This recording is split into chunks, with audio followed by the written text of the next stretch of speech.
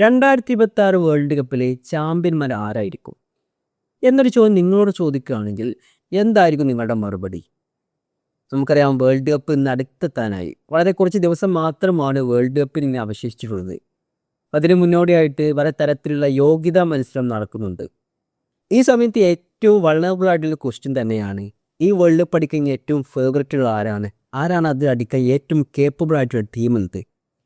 ഇതിനെക്കുറിച്ച് ചില ഫുട്ബോൾ പണ്ഡിതരും ചില മാധ്യമങ്ങളും ഒരു സർവേ നടത്തി.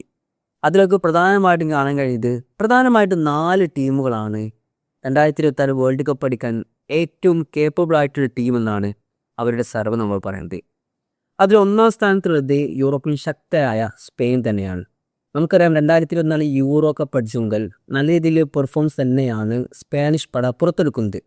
പലരും പറയുന്നുണ്ട് പ്രതാപകാലത്തേക്കുള്ളൊരു തിരിച്ചുപോക്കാണ് സ്പെയിൻ്റെ ഈ പോക്കുന്നത്. ഒരു കാലത്ത് 2010 വേൾഡ് കപ്പ് അടിച്ച ശേഷം പിന്നീട് ഫുട്ബോൾ ലോകത്ത് വലിയ തരത്തിലുള്ള ഒരു ചലനങ്ങൾ നടത്താൻ സാധിച്ചിട്ടില്ല. എന്നാൽ 2024 യൂറോയ്ക്ക് ശേഷം ശക്തരായിട്ടൊരു ടീം തന്നെയായിട്ടാണ് സ്പാനിഷ് പട മാറിയിട്ടുള്ളത്. ലാമിൻ യമാൽ മുതൽ പെഡ്രി മുതലുള്ള ഒരുപാട് മിന്നും താരങ്ങളാണ് ഇന്ന് സ്പെയിൻ്റെ പക്കലുള്ളത്.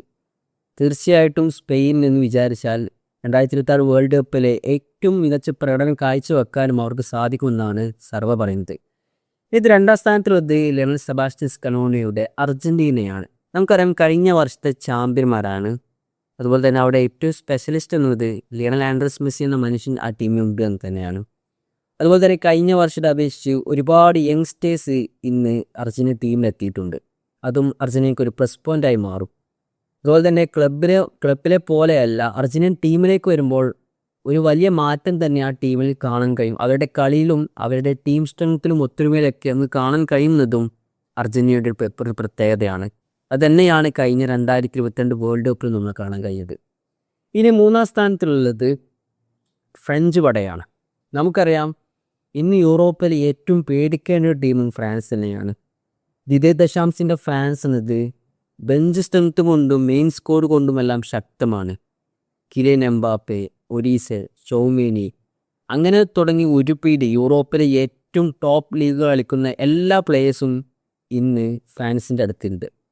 കഴിഞ്ഞ വർഷത്തെ ആ പെർഫോമൻസും 2018 വേൾഡ് കപ്പിലെ വിന്നേഴ്സ് എന്നുള്ള ഒരു വലിയ ലെവൽ കൊണ്ട് തന്നെയാണ് 2026 വേൾഡ് കപ്പിലേക്കും ഫ്രാൻസ് എത്തുന്നത്. അതുകൊണ്ട് ഒരിക്കലും ഫ്രാൻസിനെ നമ്മൾ നിസ്സാരമായി എഴുതി തള്ളരുത്. ഈ നാലാം സ്ഥാനത്തുള്ളത് ഇംഗ്ലണ്ടാണ്. തോമസ് തുഷേലിൻ്റെ ഇംഗ്ലണ്ടാണ്. നിർഭാഗ്യമുള്ള ടീമാണ് ഇംഗ്ലണ്ടെങ്കിലും നല്ല രീതിയിലെ പെർഫോമൻസ് ആണ് തുഷേൽ ഇംഗ്ലണ്ടിൻ്റെ പരിശീലകനായി എത്തിയത് മുതൽ ഇംഗ്ലണ്ട് പുറത്തെടുക്കുന്നത്. തീർച്ചയായിട്ടും നല്ല രീതിയിലുള്ള പ്ലേയേഴ്സ് ഉള്ളത് കൊണ്ടും നല്ലൊരു സ്ട്രാറ്റജിയിലാണ് അവർ മുന്നോട്ട് പോകുന്നത് കൊണ്ടും അവർക്കും നല്ല രീതിയിലുള്ള സാധ്യത ഈ വേൾഡ് കപ്പിനുണ്ട്. അതുകൊണ്ട് തന്നെ ആരായിരിക്കും ഈ വർഷത്തെ വേൾഡ് കപ്പിലെ ചാമ്പ്യന്മാരെന്നത് നമുക്കൊരിക്കലും പറയാനും കഴിയില്ല. മത്സരത്തിന് വരുന്നതനുസരിച്ചായിരിക്കും നമുക്കതിനെ പ്രെഡിക്റ്റ് ചെയ്യാൻ കഴിയുക. എന്താണ് നിങ്ങളുടെ അഭിപ്രായം? ഈ വർഷത്തെ വേൾഡ് കപ്പ് എടുക്കാൻ ഏറ്റവും കേപ്പബിൾ ആയിട്ടുള്ള ടീം ആരായിരിക്കും? നിങ്ങളുടെ അഭിപ്രായങ്ങൾ കമൻ്റായിട്ട് അറിയിക്കുക.